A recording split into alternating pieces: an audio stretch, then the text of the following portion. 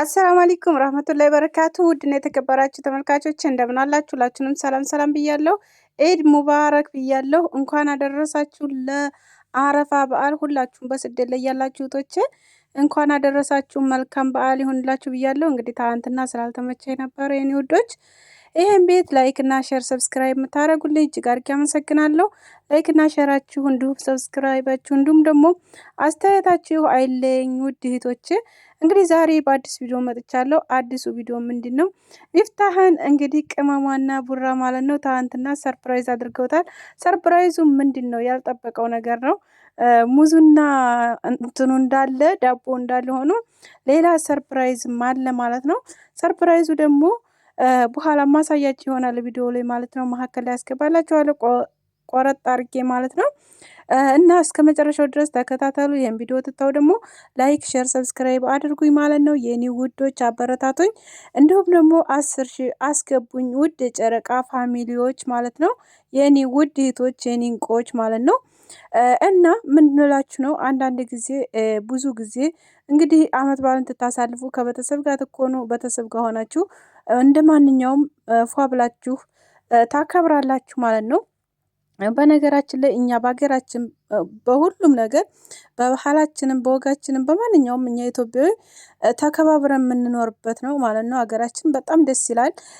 ከሁሉም ነገር በቃ ማንኛውንም ነገር ሁሉም ነገር ቀርቶ እንኳ አንድ ጋር ለአመት በዓል የምንሰበሰብበት ቀን በጣም ደስ የሚል ቀን ነው እና ሁላችንም ይሄን ነገር ደግሞ የምንመኘው ነው። ደግሞ በስደት ላይ ያለነው እህቶቻችን ሁላችንም ደግሞ ለሀገራችንም ገብተን አገራችን ላይ ያብቃን ማለት ነው። ሀገራችንን ለማክበር ያብቃን ማለት ነው። እና እንግዲህ ሚፍታህ ትናንትና የመጀመሪያ ጊዜ ነው ለብቻ አመት በዓልን ታከበር ወይም እናቴ ጋ ነው ወይም ክፍለ ሀገር ሄጄ ቤተሰቦቼ ጋ ነው እያለ ነበርና ያንን ደግሞ እንዳይከፋው ብለው እውነት በጣም ቃል የሌላቸው እነኚህ ሁለት እንቁ ልጆች ማለት ነው ፏ አድርገው እንግዲህ ሚፍታህን ቤት ውስጥ ባላቸው ነገር ማለት ነው ቡና ፍልተው ምናምን ፏ በቃ ይሆናል እንዳይደበር አድርገው አውለውታል ማለት ነው። በጣም ደስ ይላል ማለት እንደዚህ አንድን ሰው ትታስቡለት ትተሳሰቡ ወላሂ በጣም ነው ደስ የሚለው እውነት ለመናገር ማለት ነው። እና እንዳይከፋው ይሆናል። እንደገና ደግሞ ስሜት ካለው ያ ስሜቱ ሌላ ቦታ እንዳያስገባው ይሆናል። በጣም ደስተኛ ይሆናል። አንድ ሰው ማለት ኖሮን እኮ አይደለም ባይኖረን ራሱ የአንድን ሰው ደስታ ማግኘት ያኔ ማስታወሱ ብቻ ይበቃል አንድ ሰው ማለት ነው። እና በጣም ነው ደስ ያሉኝ። እንደገና ደግሞ ሲቀጥል ደግሞ ለእኛም ስደት ላይ ላለን እህቶቻችን ወንድሞቻችን በጣም ብዙ መልእክቶችን አስተላልፈዋል። በጣም ደስ የሚል ማለት ነው።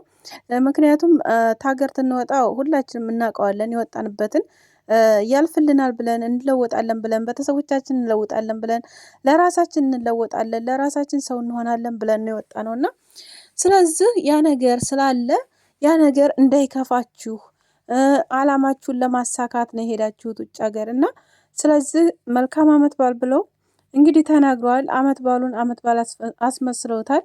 እንዲሁም ደግሞ በመቀጠል ደግሞ ብሩክና ሀይሚ እንግዲህ ፍቅረኛ ከሆኑ በቅርብ ቀን ነው እንግዲህ የፍቅር ጥያቄ ያቀረበላት የነበረው እና አንዳንድ ሰዎች ያው ታንት ላይፍ ላይ ገብተው ነበርና ያው የሚሳደቡ አሉ ምናምን እያሉ ነበረ ማለት ነው። እና ይህን የምታደርጉ ሰዎች ግን ለምን እንደሆነ ብቻ አይገባኝም እውነት ለመናገር ማለት ነው። በጣም ነው የሚደብረው ወላሂ የሰው ደስታ የማያስደስታችሁ የሰው የሆነ በቃ ነገር እንትን የማይላችሁ ሰዎች በጣም እውነት ታሳዝኑኛላችሁ። እኔ ራሴ ታሳዝኑኛላችሁ እውነት ለመናገር ማለት ነው። እና የሰውን ደስታ የማያስደስታችሁ የሰውን የሆነ ነገር በቃ ደስ የማይላችሁ ሰዎች በጣም ነው የምታሳዝኑት እውነት።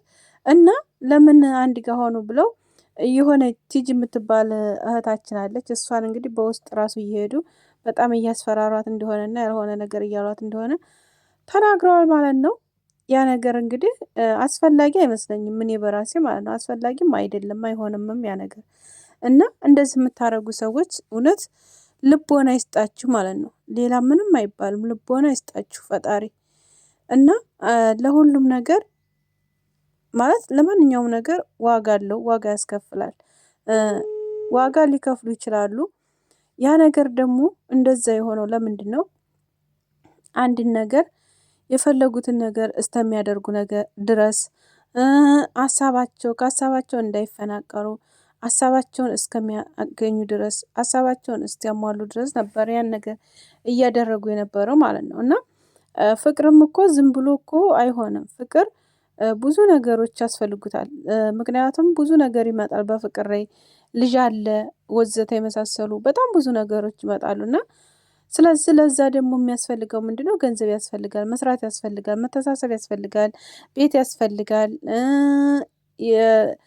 ማለት የኢትዮጵያ ኑሮ በጣም ከባድ ነው። ስለዚህ ያ እነኛን ነገር ታያሟሉ ትዳር ውስጥ ቢገባ በጣም ከባድ ነው ብዬ ነው የማስበው እኔ በራሴ ማለት ነው። እና ያን ነገር ማሰብ አለባቸው ብዬ አስባለሁ። ቤተሰቦቼ ለሰው ክፉ ነገር አትመኙ፣ መልካም ነገር ለመመኘት ሞክሩ፣ ጥሩ ነገር ለማድረግ ሞክሩ።